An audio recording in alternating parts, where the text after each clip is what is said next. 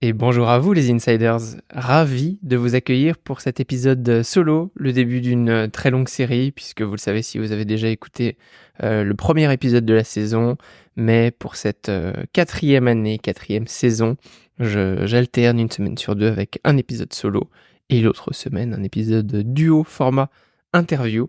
Donc je suis ravi de vous avoir pour un moment entre vous et moi, un peu plus en toute intimité si on peut le dire comme ça, et surtout où je vais, beaucoup plus que sur les interviews, vous partager ma pensée, mes réflexions.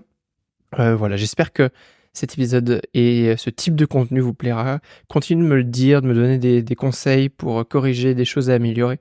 Ça me fait vraiment plaisir, déjà de vous lire et de vous entendre et surtout ça me permet d'améliorer les contenus que je produis pour vous. Je vous propose que, sans transition aucune, on se lance sur l'épisode du jour. Je ne sais pas encore combien de temps il va durer. Je vais essayer d'avoir des formats assez courts, digestes, 10-15 minutes maximum. Voilà, bon, cela dit, vous, à l'heure qu'il est, vous devez savoir combien de temps durera cet épisode, puisque vous avez le temps total. On va parler ouverture d'hôtel, ou plutôt gestion d'une bonne ouverture ou d'une bonne réouverture. En fait, pour vous raconter la genèse de cette réflexion-là. Vous le savez si vous me suivez depuis longtemps, c'est un sujet que j'ai beaucoup abordé, notamment dans mes épisodes de podcast. Je pense qu'avec mes invités, on a parlé au moins une dizaine de fois d'ouverture, sachant qu'il y en a beaucoup avec qui j'ai travaillé au Peninsula, mais ça peut être aussi dans d'autres établissements, certains qui avaient fait 5, 6, parfois 10 ouvertures d'hôtels. Donc, c'est un sujet que j'ai beaucoup creusé, que j'ai aussi creusé dans ma carrière de salarié, puisque j'ai pu faire des ouvertures ou arriver juste après des ouvertures, donc un petit peu rentrer dans le bain. Donc là, on parle d'ouverture d'hôtels, mais des hôtels avec restaurants, spa, voilà, parfois de nombreux de points de vente, différents types d'établissements. Et dans ma deuxième partie de carrière professionnelle, qui est celle d'Hospitality Insiders sur la partie business, conseil, formation, j'accompagne aussi des hôteliers dans le cadre de leur ouverture ou réouverture d'établissement et même d'ouverture de saison. Donc ça aussi, c'est un challenge un petit peu particulier. J'en avais fait un épisode notamment avec Simon Prudon, qui était le directeur de la restauration de Loupinet à Saint-Tropez, un hôtel que j'ai également accompagné, que j'ai retrouvé ensuite au Coucou à Méribel, donc l'hiver dernier. Donc c'est amusant déjà d'avoir ce suivi-là et de pouvoir creuser cette thématique. Pourquoi est-ce que finalement l'ouverture d'un hôtel, c'est tellement un sujet, c'est tellement un challenge? Parce que, évidemment, bah, on fait naître un bébé, en fait, on met au monde un bébé et pas un petit bébé, un établissement. Alors après, on peut parler de toute petite structure, mais ça peut aussi être, comme moi, ce que j'ai pu l'occasion de vivre, des établissements avec 500, 600 collaborateurs à l'intérieur. Donc quand vous ouvrez, c'est quand même un énorme chantier qui sort au grand jour. Donc c'est voilà, de multiples challenges. Et pourquoi est-ce que ça fait beaucoup réagir cette thématique-là? C'est que moi, mon point de un petit peu d'alerte, là où je suis toujours très critique, c'est que les ouvertures, elles sont souvent ratées. Alors encore une fois, c'est une généralité, c'est pas une absolue vérité, mais beaucoup d'hôtels que j'ai pu suivre ou des retours que j'ai pu avoir d'énormément de collaborateurs, il y a beaucoup de points qui sont ratés pour de nombreuses raisons. Alors déjà, à mon avis, une ouverture d'hôtel, évidemment, c'est un événement, mais ça ne doit pas être juste un événement de communication et de marketing. Il me semble que souvent, on fait beaucoup de presse, on fait beaucoup de com autour d'une ouverture d'un hôtel, ce qui est évidemment très bien pour pouvoir le remplir. Donc le travail côté client est extrêmement bien réfléchi, on essaie d'avoir une couverture médiatique la plus importante possible. En revanche, il y a beaucoup trop souvent des coupes qui sont faites, budgétaires j'entends, notamment sur la partie collaborateurs et intégration de ces collaborateurs. Or, c'est pas comme si on pouvait l'oublier, mais c'est eux qui sont la clé du succès de l'établissement. Et malheureusement, c'est trop souvent sous-estimé. J'ai vu des hôtels dans lesquels on faisait rentrer les collaborateurs même pas une semaine avant l'ouverture. Parfois des équipes qui arrivaient le lundi et les premiers clients rentraient le jeudi. Je dirais, comment est-ce qu'on peut se dire que ça peut fonctionner? C'est absolument impossible parce que les collaborateurs doivent eux-mêmes s'approprier l'établissement.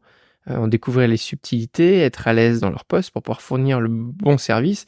Et les établissements dont je parle, puisque c'est principalement mon segment, sont pour la plupart dans du haut de gamme, 5 étoiles Palace, donc avec un prix moyen très élevé. On parle de chambres à partir de 500 €, parfois 1500, parfois plus. Donc quand votre client il arrive, il est en droit d'attendre le même niveau de service qu'un hôtel 5 étoiles ou Palace qui est ouvert depuis des mois et des années.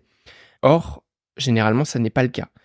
Et je pense que c'est vraiment sous-estimer l'impact sur une entreprise que d'ouvrir trop vite pour économiser quelques milliers d'euros de personnel, de formation, pour au final gagner, économiser cette masse, mais au final on perd tellement, tellement plus en termes de qualité de service, puisque les clients qui sont venus au début et qui ont un très mauvais service, bah vous les perdez.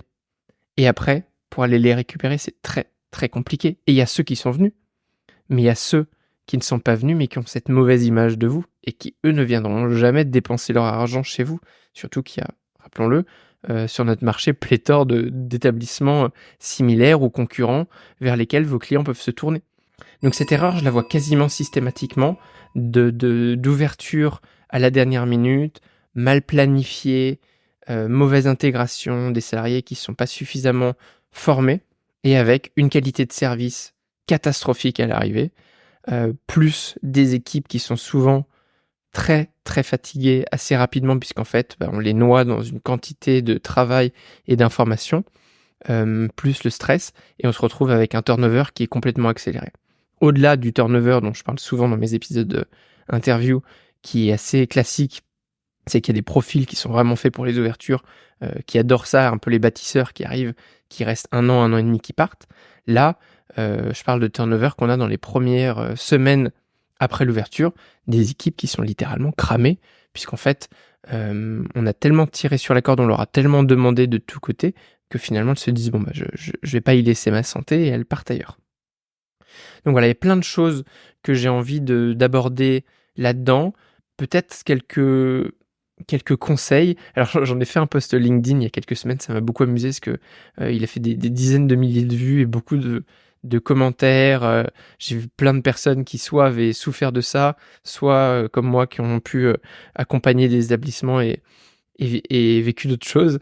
Et je vais en citer un ou deux quand même, en plus amusant, parce que les citations que j'ai mises de côté, c'est pour certains des anciens invités de mon podcast. Je pense à Jean-Jacques Gressier qui a écrit « C'est un peu comme si le producteur d'un spectacle voulait économiser sur le casting et les répétitions ». Je suis complètement d'accord avec Jean-Jacques. Pour moi, une ouverture qui est bâclée, donc une ouverture où on fait rentrer les collaborateurs en dernière minute, ce sont des petites économies, et ça viendrait jamais à l'idée d'un producteur d'un spectacle de vouloir ne pas faire de casting, pas de répétition, et dire directement à ses acteurs « Allez les gars, on y va, faites de votre mieux, bonne chance, on se retrouve à l'arrivée ». C'est absolument impossible.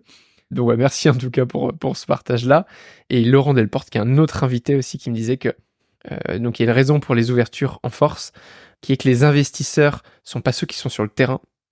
Ils veulent toujours commencer au plus vite avec un retour sur leur investissement, ce qui est bien sûr compréhensible, mais c'est une vision très court-termiste. Et je suis entièrement d'accord avec ça. C'est un vrai point, et ça explique en partie du moins pourquoi est-ce qu'on a des difficultés sur ces ouvertures. C'est que d'un côté, on a des investisseurs, des propriétaires qui ne sont par définition pas sur le terrain, en tout cas dans ce type de structure, qui eux, ils veulent un retour sur investissement. Ça fait des mois, parfois des années, qui mettent des dizaines, des centaines de milliers, voire des millions d'euros, et des dizaines même de millions d'euros sur la table. Ils s'impatientent et ils ont envie d'avoir de la rentrée d'argent. Sauf qu'à mon avis, c'est une économie presque de bout de chandelle sur l'importance globale du projet, que de vouloir gagner une semaine de masse salariale, une semaine de non-formation, pour au final se prendre un mur à l'entrée, et que ça nous coûte beaucoup plus cher, parce qu'après il faut reconstruire derrière ça, reformer des équipes, reconvaincre des clients qui ont été déçus, et tous ceux qui ont une très mauvaise perception de nous, et ça peut prendre vraiment des années. Donc voilà, c'est important, je pense, de prendre conscience de ça, et s'il y a des investisseurs, des propriétaires qui nous écoutent, de se rendre compte et de le budgéter aussi. Et c'est presque mon premier conseil, de budgéter votre pré-ouverture, de vraiment planifier pas que la partie travaux, mais la partie staff, et que entre le moment du recrutement et le moment où les collaborateurs commencent à arriver dans l'établissement et le moment de l'ouverture, il y ait plusieurs semaines.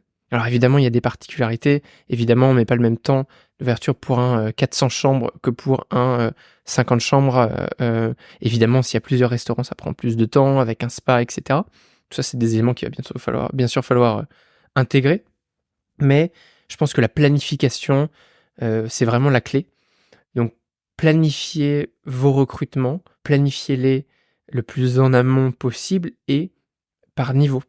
J'ai déjà vu des ouvertures où les managers, alors le dirigeant, il est là 6 mois, 1 an avant l'arrivée. On a les chefs de service qui sont là au moins 3 mois avant l'arrivée. Là, je parle d'une ouverture d'hôtel, pas une réouverture ou un lancement de saison, qui c'est bien sûr plus court. Et on fait arriver les autres managers 1 mois et demi, 2 mois avant l'arrivée, puis progressivement les collaborateurs par un petit peu de niveau, tout doucement. Ce qui permet de diluer aussi la charge de cette fameuse masse salariale, et qui permet aussi d'intégrer tout le monde au compte-gouttes. Parce que faire rentrer 200 collaborateurs en une journée et les intégrer, évidemment, c'est le bazar, c'est absolument ingérable pour un service RH quand il y en a un qui est sur tous les fronts. Donc il vaut mieux y aller progressivement. On forme les chefs de service, on forme les managers qui eux-mêmes à leur tour vont intégrer leurs collaborateurs, et on crée cet onboarding-là de qualité.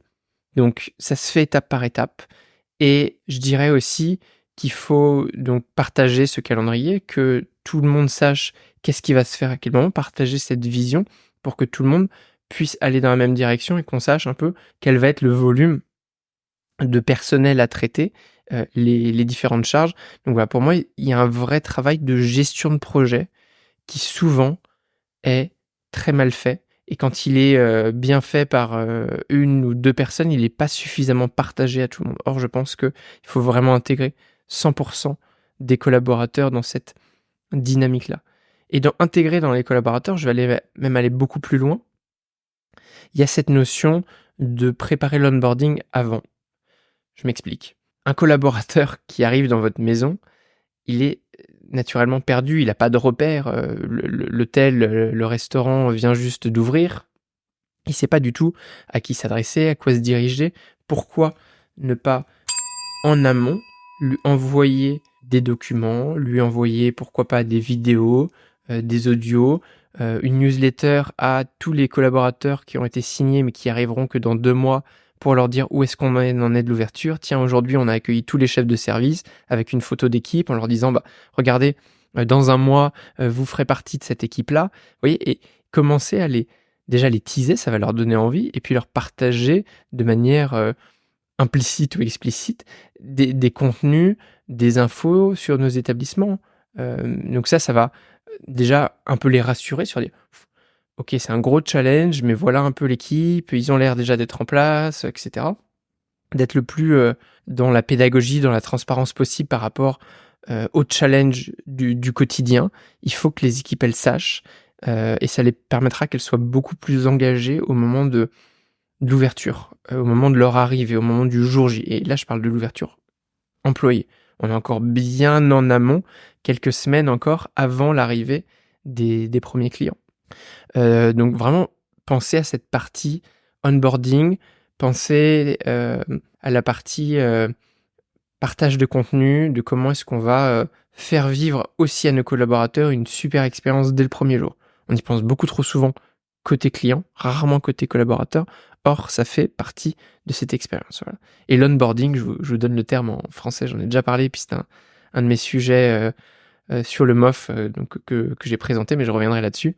On parle en français d'accueillance, qui est le terme justement d'accueillir des collaborateurs et de les faire rentrer dans notre maison. Donc voilà, pensez à votre expérience d'accueillance collaborateur, et vous verrez tout de suite à quel point ça va déjà les mettre sur le bon pied et limiter du stress, la tension, et permettre de les avoir tous le plus impliqués possible dans cette ouverture-là. Une fois que vous avez fait ça, évidemment, il va y avoir plein de choses à gérer, plein d'autres recrutements, plein d'autres aléas. Mais quand on a déjà les bons collaborateurs, mis aux bons endroits, dans le bon état d'esprit, ensuite on peut se concentrer sur comment est-ce qu'on va accueillir ses premiers clients. Et ça se fait pas en un jour. Même si vous avez les meilleurs collaborateurs du monde. Je prends l'analogie d'une équipe de foot. Même si vous avez que des Kylian Mbappé dans votre équipe, s'ils ont jamais joué ensemble, mais ils ont aucune chance de gagner le match. Ils sont tous très talentueux, mais comment voulez-vous qu'ils marquent des buts, qu'ils se fassent des passes et qu'ils aillent au goal? C'est absolument impossible. Donc il y a cette notion de créer une cohésion d'équipe, faire du team building, donc prévoir des activités dans l'hôtel, profiter qu'il soit fermé pour faire des choses à l'intérieur, pour qu'ils s'approprient les murs et pourquoi pas faire des activités à l'extérieur. Moi, j'ai déjà vu, ne serait-ce que, au moins aller, dans un restaurant ou boire un verre à l'extérieur, mais ça peut être, pourquoi pas, je sais pas, faire, un escape game, les emmener faire, une activité de découverte si on est, dans une zone ou une région, que les collaborateurs ne connaissent pas. Ça peut être aller visiter, je sais pas, un vignoble. Il y a des dizaines et des dizaines d'idées à réfléchir, de choses à mettre en place pour créer cet esprit d'équipe. La finalité, c'est que plus votre équipe, elle est soudée et elle a appris à se connaître, meilleure elle sera quand il va falloir rentrer sur le terrain et envoyer tout de suite un service de qualité dès le premier instant. Donc ça, je pense que c'est essentiel. Évidemment, c'est un bon moment pour aussi se faire accompagner par une personne extérieure. Moi, c'est une prestation que je fais très souvent dans des hôtels où je vais aller, créer, cet esprit d'équipe-là, aller s'assurer que les collaborateurs soient pleinement engagés et soient prêts physiquement et intellectuellement à ouvrir. Et là, je parle même pas encore de technicité de métier, ça vient juste après. Donc une fois qu'on a fait ça et qu'on a, cet esprit, d'équipe, alors ça se fait pas que étape par étape, on gère plein de choses de front évidemment, mais moi ce que je recommande vraiment, c'est d'aller créer et mettre en place des services à blanc. Dans les restaurants, ça s'imagine très bien, faire des services à blanc où, on va aller s'entraîner, réviser donc toutes ces, signatures de service, vous voyez? Aller travailler sur les moments de vérité, tout ça, c'est des choses que j'ai déjà abordées de nombreuses fois sur les interviews. Et notamment avec Stéphane Frankel, on parle de ces moments de vérité, mais d'aller, voilà, développer cette répétition avec les collaborateurs. Et si je reprends, l'analogie, du spectacle, bah, il va falloir qu'on révise la chorégraphie, que les collaborateurs maîtrisent parfaitement la chorégraphie. Comme ça, le jour où, on va s'ouvrir et qu'il y aura des vrais clients, ce sera juste une répétition de plus avec, plus de lumière et un public en face. Donc le service à blanc, ça fonctionne bien. Moi, j'invite vraiment à faire venir les autres collaborateurs. Je fais venir dans mon restaurant les équipes, des étages. Au check-in, je fais des tests check-in avec mes équipes de, restaurant. Vous voyez, on peut faire tourner tout le monde, faire rentrer aussi les départements administratifs qui sont là, les impliqués, qu'eux aussi comprennent un petit peu quel va être l'ADN de notre service. Et je vais même encore plus loin, c'est qu'on n'est pas seulement obligé de travailler avec les collaborateurs internes, avec ce que j'appelle le client interne.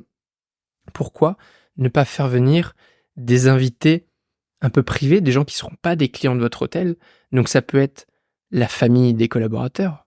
Waouh! Imaginez que là, vous dites à votre, chef de rang: «Non seulement ce soir, tu vas venir tester une chambre, comme si tu étais un vrai client, mais tu viens avec, ta femme, ton mari, tes enfants et ça va te permettre de découvrir complètement le produit». Là, on est, dans une expérience collaborateur de dingue. En plus, ça permet aux autres collaborateurs de s'entraîner et à ceux qui testent, bah, de justement découvrir, tester, voir où est-ce qu'il y a des problèmes, faire remonter, des points qui n'avaient pas du tout été vus, au moment de la conception, du produit puisque finalement il n'a jamais été utilisé. Donc tout ça, ça fonctionne très bien et pourquoi pas faire venir dans ces fameux invités des fournisseurs, des gens qui participent au succès à venir de votre établissement. Des fournisseurs, je sais pas, le primeur, celui qui va vous apporter, le poisson, la charcuterie, la boucherie, tous les jours. Pourquoi pas penser à celui qui vous fournit les chaises, de votre restaurant, la literie et de l'inviter.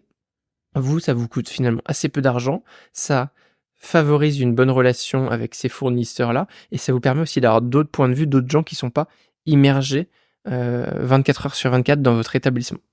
Donc ça, je pense que c'est voilà, dans l'ouverture par étapes, je dirais 1, les services à blanc que entre nous. 2, on invite des clients c'est pas des clients VIP, c'est une liste privée, on va le dire comme ça, de gens qui sont d'ailleurs en temps normal pas forcément des clients de votre établissement.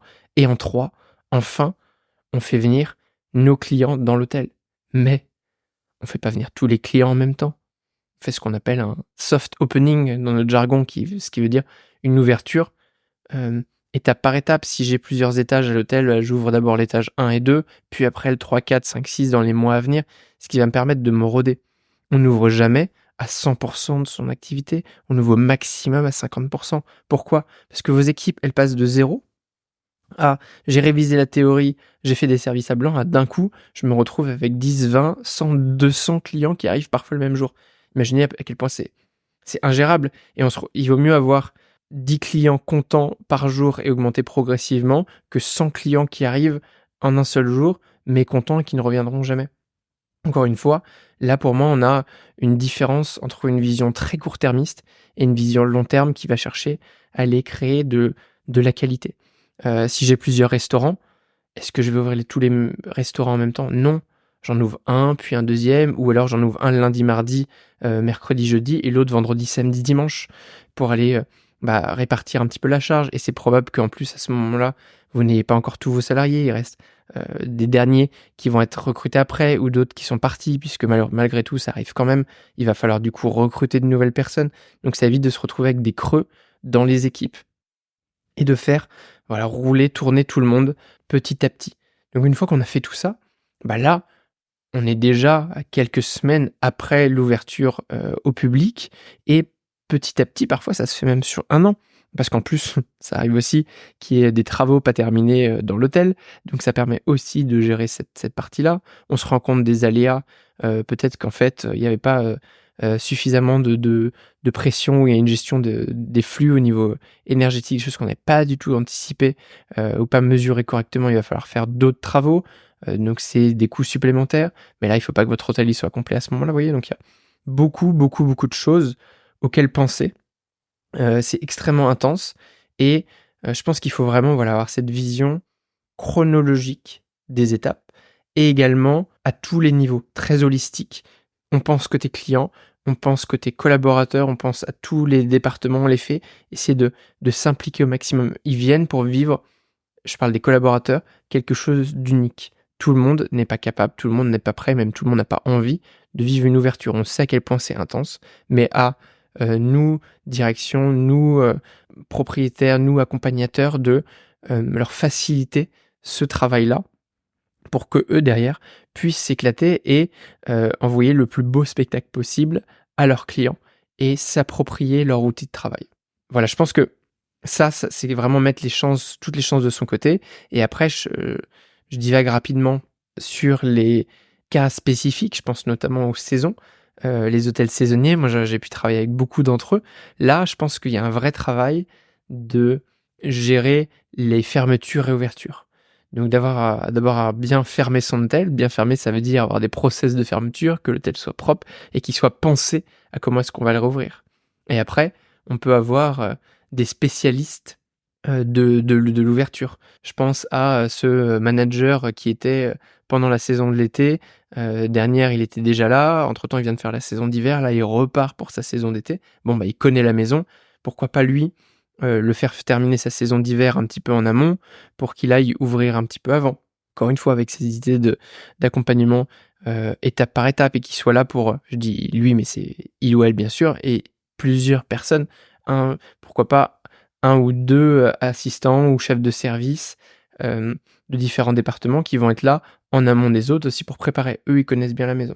Et même, et ça c'est le Graal, là, financièrement, évidemment, il faut en être capable. Il va aussi y avoir les personnes pour, mais je l'ai déjà vu et ça fonctionne dans certaines maisons, avoir 2, 3 collaborateurs qui soient à l'année dans l'établissement, alors que l'établissement n'est ouvert qu'une partie de l'année. Ça peut être un technicien de maintenance qui gère toute la gestion du bâtiment, puisqu'on a tendance à oublier ça, mais un hôtel, quand ça vit pas, ça s'abîme très très vite. Ça peut être prendre soin des jardins, prendre soin du nettoyage. Vous voyez, des postes comme ça, de maintenance, d'entretien, qui permettent de garder en fait le bâtiment le plus en état possible, qui se dégrade le moins possible, pour que dès que les collaborateurs rentrent dans la maison, ils aient un outil de travail qu'ils puissent immédiatement exploiter. Et ça, à mon avis, ça fait vraiment, vraiment la différence. Donc c'est très spécifique aux ouvertures. Mais voilà, les ouvertures, les ouvertures de saison, contrairement à ce dont je viens de parler juste avant, là on a un temps très court. Vous pouvez pas avoir 3 semaines, un mois et demi de pré-ouverture, en tout cas pas avec tous vos collaborateurs. D'ailleurs, certains, la plupart du temps, ça se passe comme ça. Ils vont terminer en avril à Courchevel, Méribel ou dans les saisons d'hiver. Et au mois de fin d'avril, début mai, on est déjà en train d'ouvrir sur la Côte d'Azur, Saint-Tropez, Sainte-Maxime et compagnie, là où on retrouve beaucoup de ces hôteliers, ou pourquoi pas sur la côte atlantique. Donc ils ont très très peu de temps, et en plus il leur faut quand même un peu de vacances au milieu. Pensez à préparer ça, enfin à anticiper cette partie-là, et avec voilà un vrai challenge de temps. Mais l'avantage que on est sur une réouverture, on connaît le bâtiment, on a nos process, on a peut-être des vidéos en stock qu'on va pouvoir montrer. Ah, tenez, regardez, vous arrivez, regardez comment on a rangé à la saison précédente, il va falloir faire ceci, cela, les inventaires, tout ça, ça va beaucoup beaucoup plus vite. Et plus on a en plus dans ces équipes des personnes qui sont habituées à l'établissement, à faire la réouverture, plus ça va aller vite. Il faut un petit pourcentage de personnel sur lequel le reste des équipes peuvent s'appuyer. Et vous allez voir, ça va vous faire gagner un temps formidable. Voilà, on a fait un bon tour. J'étais beaucoup, beaucoup plus long que ce que je pensais, 2 fois plus long quasiment. Mais il y a tellement à dire, et j'ai vu voilà, que c'était un sujet qui vous avez beaucoup intéressé, sur lequel vous vouliez énormément réagir, entre autres sur LinkedIn, que j'en avais tellement parlé dans les épisodes que je voulais absolument aussi vous partager mon avis, mes conseils, que vous soyez propriétaire, dirigeant, manager, collaborateur ou étudiant, futur collaborateur qui a envie de faire une ouverture. Je pense que tous ces conseils, ils sont voilà, très applicables. Oui, il y a une question de budget, mais il faut réfléchir à: est-ce que je vois court terme versus long terme? Est-ce que je veux faire des économies de bout de chandelle à l'ouverture, ou est-ce que je veux aller viser une super qualité de service client? Voilà. Inutile de dire que moi, mon opinion est déjà bien faite. J'espère que la vôtre aussi. Et je vous retrouve bientôt pour un prochain épisode en duo.